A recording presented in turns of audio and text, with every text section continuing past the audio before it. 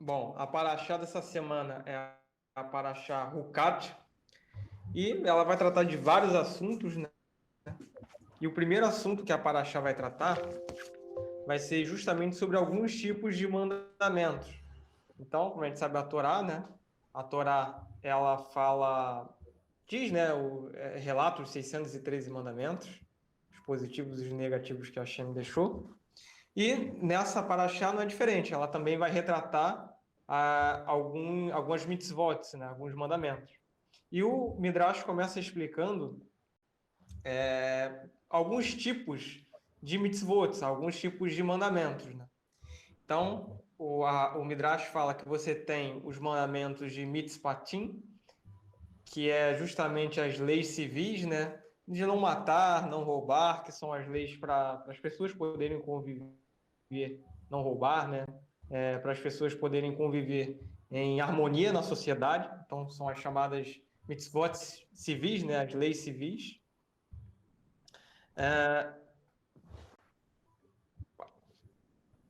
Depois você tem a Edut, que são os testemunhos, né? Então, que são as mitzvot relacionadas aos aspectos da fé, como o Shabat, as orações, então relacionados a assuntos religiosos.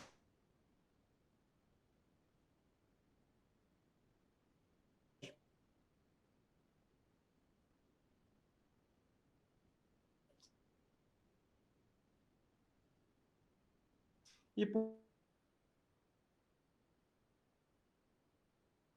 último, são mitzvot que você não tem uma explicação lógica para aquilo. E tem alguns exemplos. Por exemplo, você usar roupa, o judeu, né, não pode usar roupas de lã ou linho misturadas, né? Então você não pode misturar lã e linho juntos. É, o irmão não pode se casar com a cunhada caso se ela tiver filhos. E entre outros mandamentos.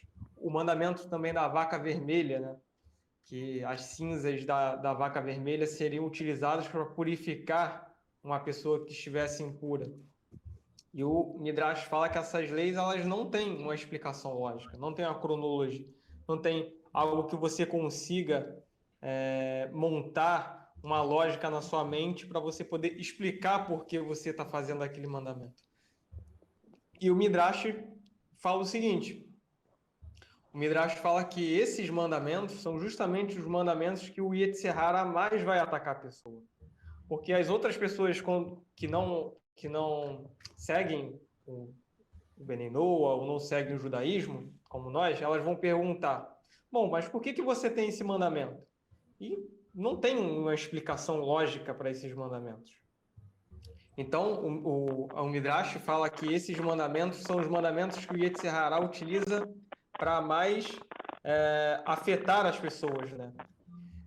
E é justamente isso que o Midrash também fala, que o objetivo desses mandamentos, desses hukim, desses mitzvot e hukim, é justamente você entender que você está fazendo a mitzvot, você está fazendo os mandamentos, porque o Criador mandou você fazer. Então, relacionado com essas mitzvot, o Midrash fala que elas estão ligadas justamente para sua compreensão que existe alguém ou algo com uma inteligência superior à sua. Agora, só dar uma pausinha. Moisés, tem como você mutar o seu microfone, que está dando, acho que, um retorno aqui?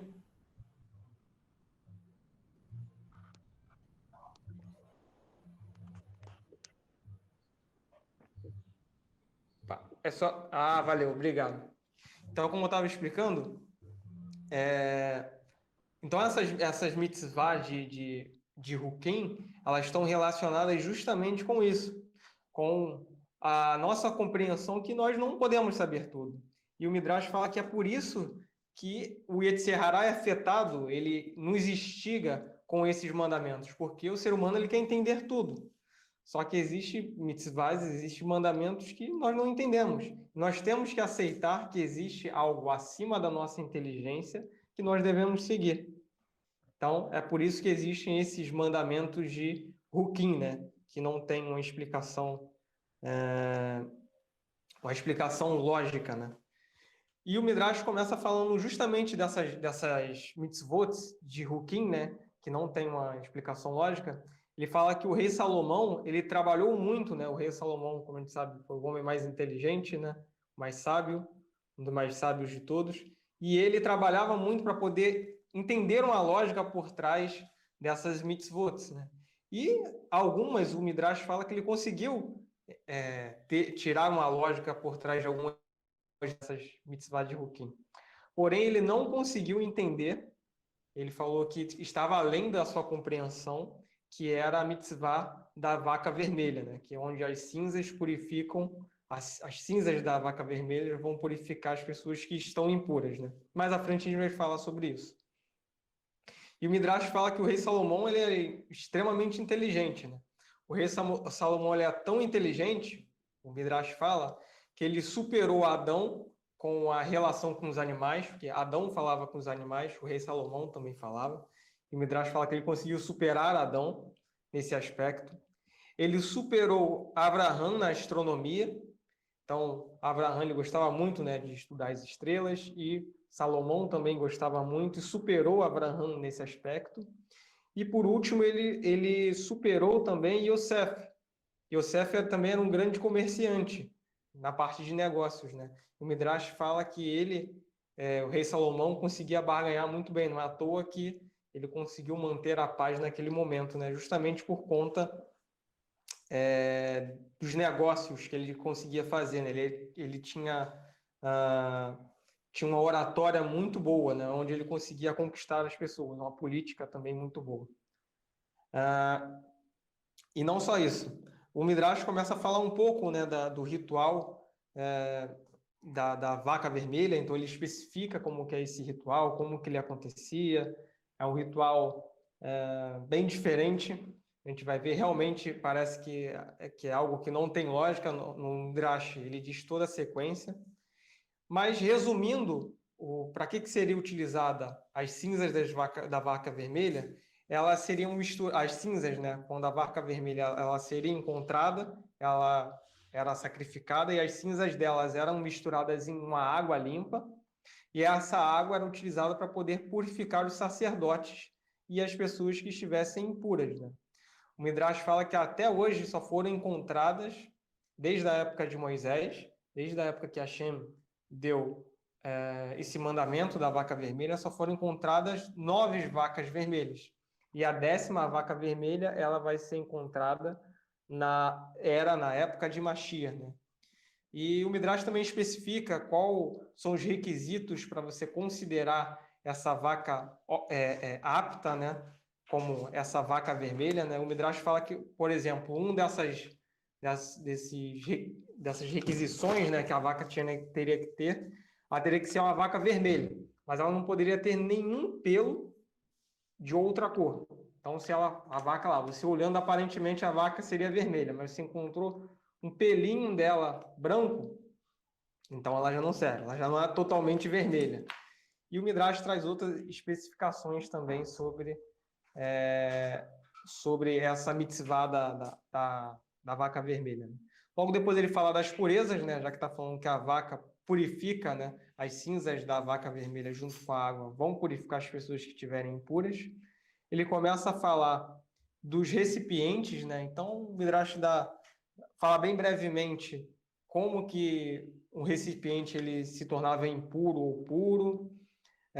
Fala quando que a pessoa ela estaria impura ou pura. Ele dá alguns exemplos. Por exemplo, a pessoa que toca num animal morto, ela estaria impura durante 7 dias. A pessoa que estivesse no mesmo ambiente que uma pessoa morta, ela estaria impura 1 dia, 24 horas. E além de outras especificações, né, que o Midrash traz sobre as leis das purezas, né? E logo depois, falando pulando o assunto de purezas e dos tipos de mandamentos, o Midrash ele começa a falar do falecimento de Miriam, que foi justamente a irmã de Moisés e de Arão. Então, a primeira coisa que o Midrash fala é que quando Miriam morreu, o anjo da morte não foi encontrar Miriam.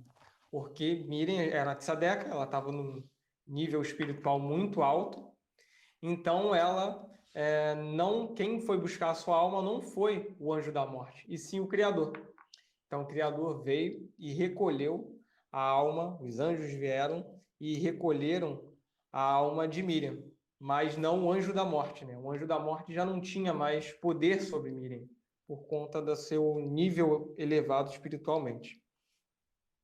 E após o falecimento de Miriam, Hashem faz com que o poço, né, a água que eles tinham no deserto, sumisse, justamente para que o povo reparasse e notasse que o mérito de se ter o poço no deserto era justamente por conta de Miriam. O Midrash fala que Miriam, ela era uma pessoa muito bondosa, né? E ela era a mais velha dos irmãos. Ela faleceu aos 125 anos, segundo o Midrash, e ele fala que, por exemplo, quando a gente vai ver nas paraxás passadas, né, as parashuts passadas, a gente vê que a Miriam, ela foi, ainda criança, foi uma das únicas pessoas que instigou o povo a se rebelar contra o faraó, quando o faraó mandou todos os primogênitos hebreus serem jogados no rio Nilo, né? Então ela foi contra isso. E o Midrash fala isso muito bem, né? E ela era uma criança na época. E daí, o Midrash também começa a falar que o povo começa a reclamar, né, para Moshe, porque Miriam faleceu e Moisés e Arão se recolheram na sua casa, né, por conta do falecimento da sua irmã, eles estavam tristes, né? E aí o povo começa a reclamar com Moisés, né? Por que eles estariam sem água? E começam a reclamar, a falar que no Egito não faltava água, que eles iriam morrer de sede. Hashem tirou eles ali do deserto, do Egito para morrer de sede no deserto, que eles estavam cansados de ficar tantos anos no deserto, que foi decretado para eles ficarem 40 anos no deserto. E daí Arão ele se fica irado com o povo, né? Arão não gosta e ele fala: poxa, o povo não está deixando nem nós passarmos o luto, né, da nossa irmã que faleceu e o povo já está vindo aqui implicar, perturbar a gente, né? E Moisés nota que o Criador não fala nada, né? E Moisés ele fica lá meio lá, meio cá, e daí eles vão pro templo, né? Eles saem da casa dele, vão lá pro templo para poder orar, para poder pedir a água. E o povo continua a reclamar, e Moisés também fica irado em determinado momento, e o Criador fala para Moisés o seguinte: você não deve se irar com o povo. Os meus filhos estão pedindo água, então você vai dar água para os meus filhos. Quem recolheu a alma da sua irmã foi eu. Então não existe por que você chorar ou ficar com pranto, ou ter prantos pela sua irmã. Porque quem recolheu a alma de Miriam foi eu. Então agora vai ajudar os meus filhos que estão pedindo água. E escutando isso, então, Moisés foi e foi tirar a água da rocha como Hashem pediu. Só que Hashem falou o seguinte para Moisés. Hashem falou: quero que vocês chamem os tzadikim, só os justos, os líderes, e eles eu quero que você dê uma aula de Torá para eles. Então, tem alguns mandamentos que eu quero que você passe um estudo para eles, e depois desse estudo, você vai lá e vai tirar a água da rocha. E aí, Moshe contraria as ordens do Criador. Então, Moisés ele pede para que todo o povo venha para poder ver o milagre, que ele iria tirar a água da pedra. Só que o povo, nem todo o povo de Israel naquela época estava totalmente elevado espiritualmente, né? E eles ainda estavam, uma parcela do povo ainda estava irada porque eles não tinham mais água, por conta do mérito de Miriam.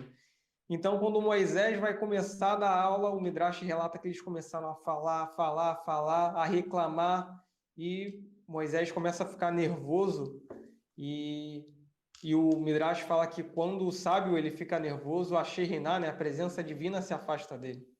Então, Moisés fica nervoso, e decide não dar a aula que Hashem pediu para ele dar para o povo, né? Na verdade, era para o Tzadikim, mas ele chamou todos todas as pessoas, todo o povo. E aí Moisés começa a ficar nervoso, porque o povo começa a gritar, começa a pedir água, começa a pedir água.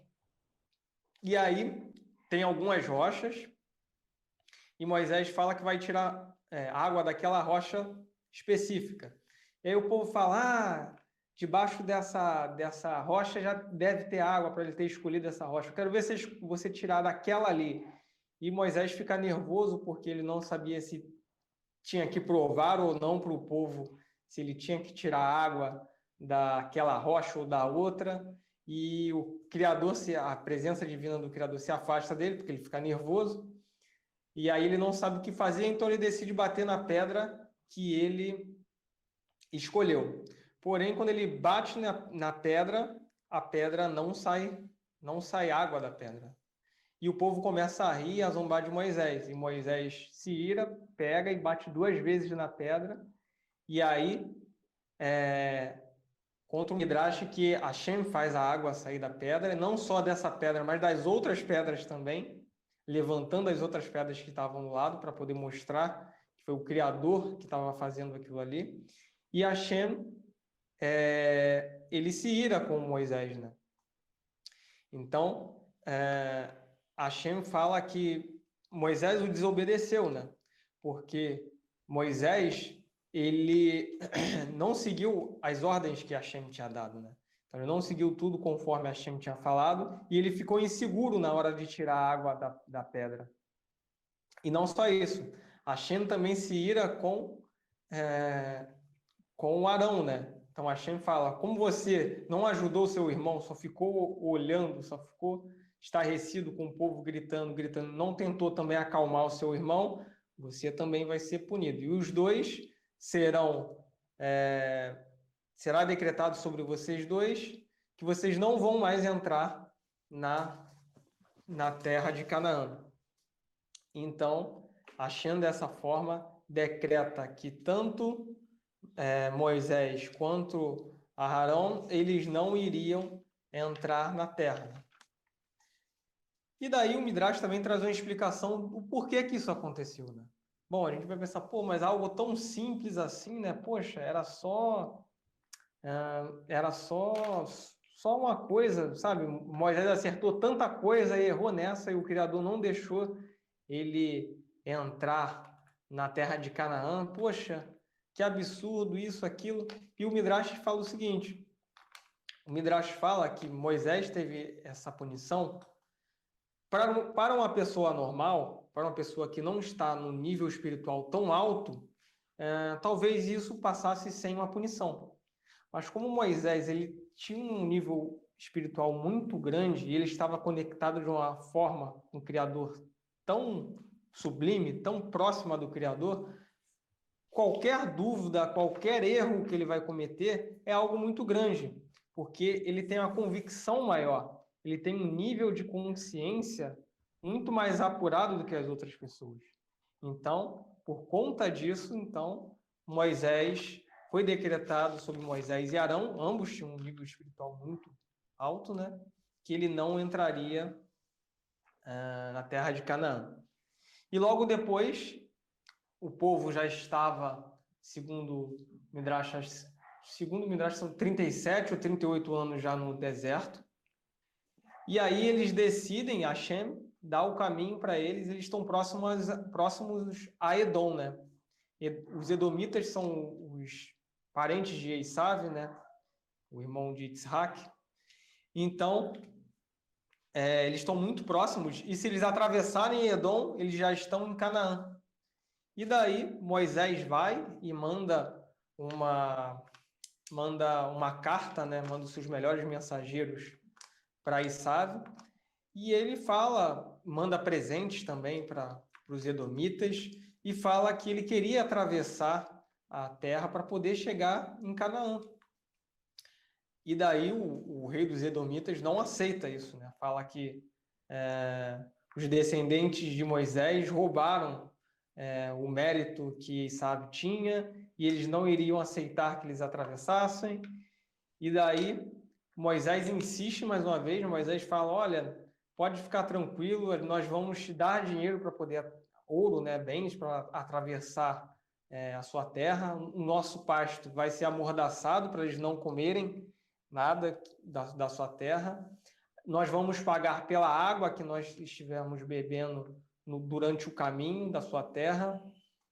Não se preocupe, nós vamos te recompensar por passar pela sua terra. Mas mesmo assim, os edomitas não aceitam que Moisés e o povo de Israel passem pela sua terra, né? E então, dessa forma, Moisés cogita então invadir, atacar os edomitas. Só que Hashem fala que não, você não pode atacar os edomitas. Os edomitas eles têm um mérito muito grande. Esaú pode ter sido o que ele foi, mas Esaú sempre honrou o seu pai, Jacó. E pelos méritos de Esaú por ter honrado Jacó, então dessa forma eu não vou deixar vocês atravessarem a terra dos edomitas. E o Midrash fala que passando pela terra dos edomitas você iria se cortar uma grande parte do caminho, né? Só que agora eles teriam que dar uma volta maior e passar por outros povos para poder chegar na terra de Canaã. E então, fazendo esse percurso maior, no meio desse percurso, o Midrash então relata então o decreto de morte de Aharão, né? De Arão. Então, o Midrash fala que Hashem falou para Moisés que naquele dia Arão iria falecer. Então, naquele dia Arão iria morrer. E daí Moisés fica muito triste e muito nervoso, porque ele que tinha que fazer a preparação, né, da morte de Arão, e ele que tinha que avisar Arão que ele iria falecer naquele dia. Então, conta o Midrash que quando, de manhã cedo, né, Moisés levantou, e quando Arão ia entrar no Mishkan, Moisés foi, parou ele e falou, olha só, Hashem falou que hoje você não vai precisar trabalhar no templo. E Arão fica nervoso, pensa, Hashem tá triste, tá chateado comigo, e ele fala que não. Hashem pediu para a gente subir no alto daquela montanha. Eu, você e o seu filho, Elazar. E daí, eles vão e sobem, e o povo fica observando os três subirem ao monte, né? Hashem diz, o Midrash também, agora me fugiu a mente o nome do monte que eles foram, mas Hashem manda eles subirem aquele monte. E quando eles sobem a montanha, né? Moisés vai e revela a Arão que ele iria falecer naquele dia.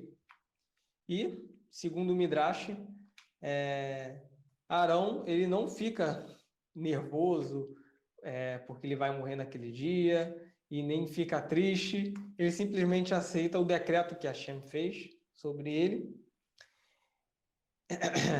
E daí, Hashem fala para Moisés e para Arão que a alma dele seria levada assim como a de Miriam foi levada, né? A presença divina iria levar a alma de Arão. Então, o Midrash relata que tinha uma pedra, então Moisés mandou Arão deitar naquela pedra. E daí, Hashem mandou Moisés tirar as roupas de Arão. E segundo o Midrash, quando o sumo sacerdote ele tinha uma quantidade de roupas, né? Então, quando Moisés tirou a última roupa de Arão, aí a gente poderia pensar, né? Não, Arão ficou nu, né? Só que o Midrash diz que não. O Midrash diz que quando Moisés tirou a última roupa de Arão, o que estava por baixo de Arão já era uma roupagem celestial. Então, Arão deita o seu corpo e a presença divina vai e pega a alma de Arão e a leva para os céus, né? E, segundo o Midrash, o Moisés fica muito emocionado e acha muito lindo aquele momento, a morte do irmão dele. Que, segundo Moisés, era uma morte que todas as pessoas deveriam observar e ver o quanto é bonito a presença divina levando a sua alma para o mundo espiritual, né? E não só isso, após Arão falecer, né? Então depois desse momento, né? Que Arão deitou na pedra, Moisés tirou toda a roupagem celestial e Hashem pegou a alma de Arão e levou para o mundo espiritual. O Midrash fala que eles desceram, né? Então o Elazar e Arão e Moisés desceram no monte e o povo começa a ficar irado, né? Então o povo acha que Moisés decretou a morte de Arão por algum motivo e eles começam a brigar com Moisés, a xingar Moisés, e Moisés fala que ele não decretou a morte de ninguém. Só que Hashem, para poder acalmar o povo, ele dá a visão que ele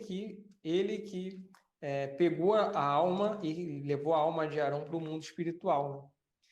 E o Midrash fala que o povo amava muito Arão, né? Porque Arão, segundo o Midrash, era a representação de Hesed ali na tribo de Israel, né? Porque ele era uma pessoa extremamente bondosa, né?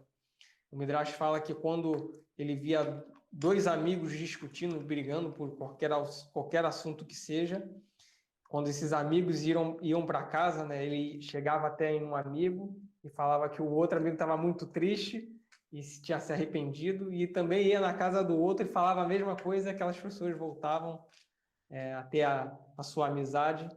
E não só isso, ele tinha uma conexão, uma facilidade de conversar com as pessoas, de resolver os problemas do cotidiano, seja de casal, seja de brigas de amigos, seja de brigas de família. Então, o Midrash fala que, por conta disso, Arão era muito querido pelo povo, né? O povo gostava muito dele, né?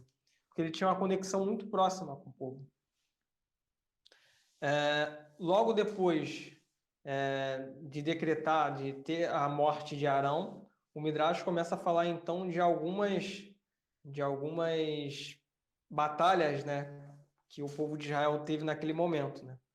Então, após a morte de Arão, as nuvens de glória, né, que protegiam ali o povo de Israel, elas sumiram, porque aquilo era um mérito de Arão. Então, assim como Hashem tirou o poço, quando Miriam faleceu, Hashem também tirou as nuvens da glória, que protegiam ali o povo. E quando as nuvens da glória saem, segundo o Midrash, Amaleque estava à espreita já do povo de Israel, e Amaleque aproveita e vai atacar o povo de Israel de novo. Só que aí tem uma guerra, uma grande guerra, né? Porém, o povo de Israel vai e derrota Amaleque, segundo o Midrash. E depois de certo tempo, nesse caminho, né, que eles saíram, estavam peregrinando então para Canaã, próximo já de Canaã, o povo começa a reclamar novamente do man, falando que queriam comer outras comidas, estavam cansados de comer o man, por mais que o man tivesse o gosto de que você comesse, né? E Hashem vai e decreta que serpentes piquem o povo de Israel. Então, todos os reclamões, segundo o Midrash, quando eles eram picados pela serpente, eles morriam, né? Por conta do veneno da serpente. E Moisés, então, constrói uma serpente de cobre e coloca essa serpente de cobre no alto de um poste de madeira. Ele faz a serpente de cobre e ele fala que quem olhasse para a serpente de cobre estaria sendo curado, né, ao olhar para aquela serpente.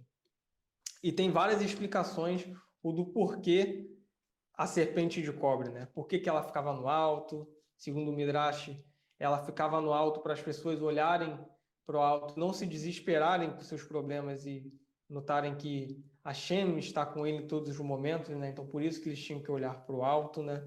E existem várias outras visões para a explicação da serpente de cobre. Por último, né, o Midrash relata mais duas batalhas, né, mais duas guerras que o povo de Israel fez, que foi justamente contra os Emoritas, né? Eles lutaram, então, contra os Emoritas, porque não passando por Edom, eles teriam que dar uma volta maior para poder chegar em Canaã, então eles acabaram lutando com Amaleque, lutando com os Emoritas e lutaram com o povo de Sihon. E daí eles conseguem vencer, né, derrotar todos eles, diante de batalha, né, lutando contra eles, e dessa forma, então, o Midrash se finaliza, né? Então, agora, com o Midrash finalizado, né, eu queria trazer uma opinião minha sobre o Midrash, o que eu aprendi com o Midrash. E eu acho que esse Midrash fala de várias coisas, né? Dá para abordar vários e vários assuntos, né? A gente tem o falecimento da Miriam, a gente tem a parte que Moisés é decretado que não vai entrar na terra de Canaã, terra de Israel, tem a morte de Arão, tem as guerras, tem a serpente de cobre, tem vários e vários assuntos que a gente pode tratar nessa paraxá. Porém, eu decidi pegar um, que é justamente o assunto inicial, né? Que são os assuntos dos tipos de mandamentos, né? E os mandamentos que a gente estudou nessa paraxá foram os mandamentos de Hukim, né? Que são os mandamentos que não têm uma explicação lógica, né? E eu fazendo aqui minha conclusão, minha análise sobre essa paraxá, eu achei, na minha opinião, essas mitzvot e Hukim, que também estão ligadas à alimentação também, porque se a gente for pensar, não existe um motivo lógico, né, para você não comer determinado alimento e você estar melhor do que aquela outra pessoa que vai comer determinado alimento. Por exemplo, a carne de porco ou um alimento com sangue. Fisicamente, você não tem diferença nenhuma da pessoa que come a carne de porco, da pessoa que não come, da pessoa que come a carne com sangue, da pessoa que não come. Fisicamente, isso não vai alterar nada. Mas todas essas leis estão ligadas com justamente o conceito que a gente viu de Hukim, né? Então, a minha conclusão foi a seguinte, né? Como o próprio Midrash diz, né? Essa paraxá, ela vai contra o nosso Yetzer Hará. Porque o nosso Yetzer Hará, ele quer entender tudo. A nossa mente, ela quer entender todas as coisas. Ela quer saber todas as coisas. Ela só quer fazer as coisas que ela sabe. Ela só quer fazer as coisas que fazem sentido para ela. E é justamente nisso que entra o nosso ego. Porque a gente só quer fazer aquilo que faz sentido para a gente, o que faz sentido para o eu. Então, se não faz sentido para mim, se eu não vi explicação, se eu não vi sentido naquilo, então eu não vou fazer. Então, quem está falando nesse momento é justamente o seu ego. Então, na minha conclusão, talvez essas mitzvot sejam as mitzvot mais importantes para a gente, porque são as mitzvot que vão mais atacar o nosso ego, que vão mais destruir o nosso ego, né? Porque, como a Kabbalah diz, né, o grande pecado que aconteceu com a gente, o pecado primordial, ele aconteceu justamente por conta do ego. E essas mitzvah, elas justamente visam o quê? Combater o ego. Porque são mitzvah que você tem que aceitar e entender que existe uma inteligência acima de você, que você tem que seguir as mitzvot que Hashem deu, não é porque elas fazem sentido ou não, é porque Hashem falou que você tem que cumprir. E por último, acho que não só essas mitzvah de Hukim, mas as outras, e todas as 613 mitzvot, né, a gente consegue ver que realmente, né, a Torá, ela foi feita pelo Criador, foi moldada pelo Criador para a nossa elevação espiritual, né? Pois até um mandamento que não faz sentido nenhum, aquele mandamento que não faz sentido nenhum é o mandamento que combate o pecado primordial e talvez o pior de todos as transgressões, né? Que é o ego. E com isso eu finalizo essa paraxá.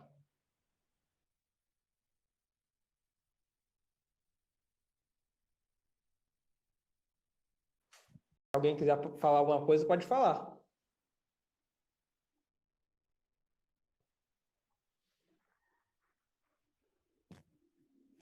Eu tô lá.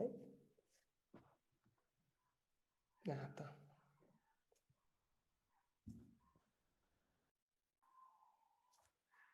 Foi? Deu algum corte? Foi tudo direitinho? Ah, show de bola.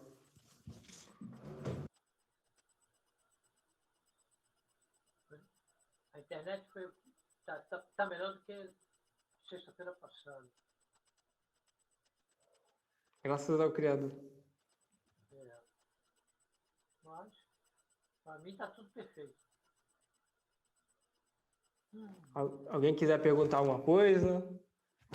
Anderson, José, Moisés, meu irmão, seu Wellington. Ou se o Moré também quiser dar uma palavrinha, falar alguma coisa, complementar.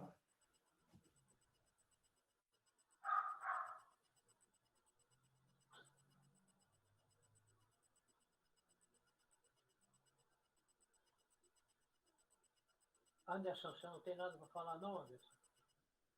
Moisés?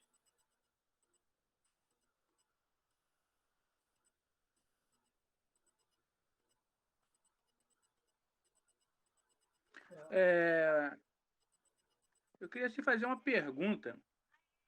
Não sei se é possível eu fazer essa pergunta, mas eu queria fazer uma pergunta. Assim, em questão de comparação, em questão assim, de querer entender. Eu conversei com uma pessoa que ela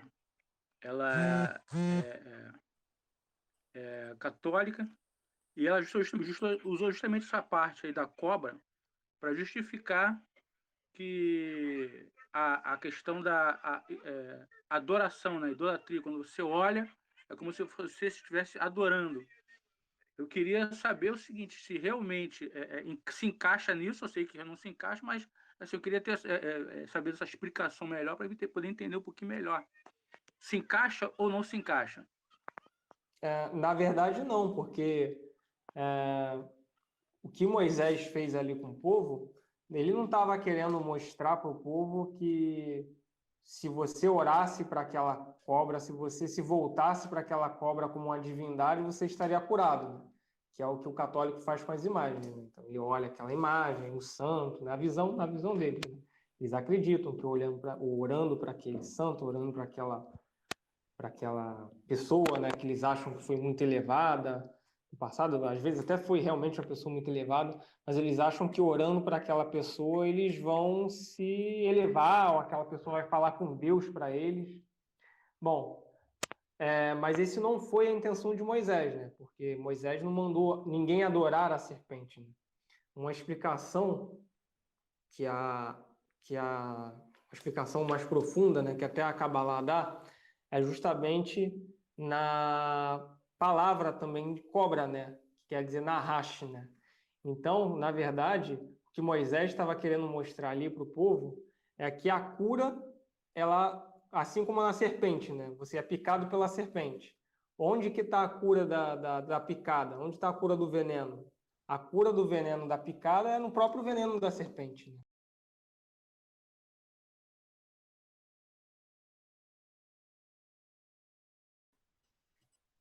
Desculpa, Moisés. Então, bom, deixa eu então resumir aqui o que eu estava falando. Então, o que Moisés estava querendo falar era justamente isso, que não era para você orar para a serpente, porque, na verdade, só existe um Deus, né? Não existe outras divindades. Né? E quanto a essa visão que você está falando, de talvez olhar para algo, para uma imagem e adorar aquela imagem, o Zohar ele traz uma história muito bacana, né? Ele fala o seguinte: quando você ora para alguma pessoa, por exemplo, nessa opinião, né, mais ligada ao catolicismo, né, quando você ora para alguma pessoa, falando que aquela pessoa vai interceder para você como se fosse o Criador, o Midrash fala o seguinte, que é como se você estivesse na sala do rei e você é muito íntimo do rei, o rei é como se fosse um pai para você. E quando você vai pedir alguma coisa para o seu pai, você não fala com o seu pai, você fala com o conselheiro do seu pai. Por que você está falando isso? Vira uma falta de educação, porque você vira as costas para o seu pai e vai falar com outra pessoa, quando na verdade você tinha que estar se voltando para o seu pai, entendeu? Que é o rei. Então, acho que é justamente por isso que, acho que fechando então essa ideia, né, até melhor explicando de imagens, né, é por isso que Moisés não estava falando nesse sentido, né? A gente não vê dessa forma, né? A gente não enxerga um intermediador aí entre o Criador e você. O Criador está dentro de você, por que você vai se aproximar de uma pessoa para poder, ou de uma imagem para se aproximar ao Criador? Não faz sentido. Se o Criador está em todas as coisas. Então, acho que deu para entender, Moisés? Acho que essa é a visão aí do judaísmo.